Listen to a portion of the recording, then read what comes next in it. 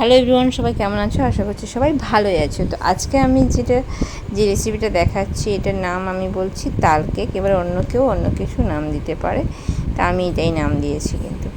তো এখানে আছে দেখো তালের পাল্পটা ফুটিয়ে রাখা আছে, তার সঙ্গে দেওয়া হলো বাদাম টুকরো করে, আর দেওয়া হলো গরম মশলা, নুন, আর দেওয়া হলো গুড়ের জায়গায় তোমরা চিনিও দিতে পারো, আর দেওয়া হলো নারকেল কুচি। সবটা ভালো করে মিশিয়ে নিয়ে এবারে দেওয়া হবে চালের গুঁড়ো।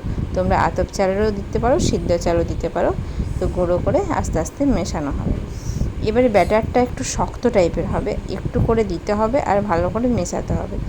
মিশিয়ে তোমাদেরকে সেই শক্তটা কিন্তু বুঝে নিতে হবে, খুব নরমও হবে না আর খুব যে একদম আমরা রুটি করি যেভাবে শক্ত, অত শক্ত কিন্তু হবে না।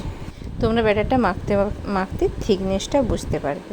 তো এর সঙ্গে তোমরা কিশমিশও অ্যাড করতে পারো, আমন্ডও অ্যাড করতে পারো। যেমন কেক বানালে আমরা বিভিন্ন রকম ড্রাই ফ্রুটস দিই, এতে তোমরা কিন্তু সেগুলোও অ্যাড করতে পারো। তো এভাবে অ্যাড করে তারপরে তোমাকে নিতে হবে একটা বড় প্রেশার কুকার। ব্যাটারটা যেরকম সেই অনুযায়ী প্রেশার কুকারটাও নেবে, কারণ থিকনেসটা খুব একটা মোটা দিলে কিন্তু ভালো করে হবে না।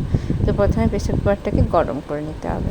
তো এভাবে গরম করে দিয়ে আমরা নেব একটু তেল ব্রাশ করে নিয়ে আমরা গ্যাস থেকে কিন্তু নামিয়ে নেব।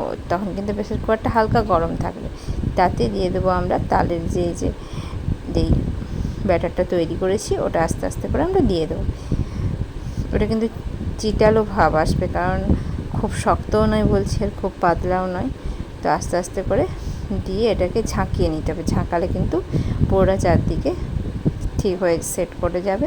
তারপরে আস্তে আস্তে ভিজা হাত দিয়ে একটু হাতটা ধুয়ে নিয়ে উপর থেকে একটু সমান করে নিতে হবে, তাহলে দেখতে ভালো লাগবে। আবার গার্নিশের জন্য উপর থেকে তোমরা বাদাম, কিশমিশ এসব দিয়ে গার্নিশও করতে পারো উপরটা।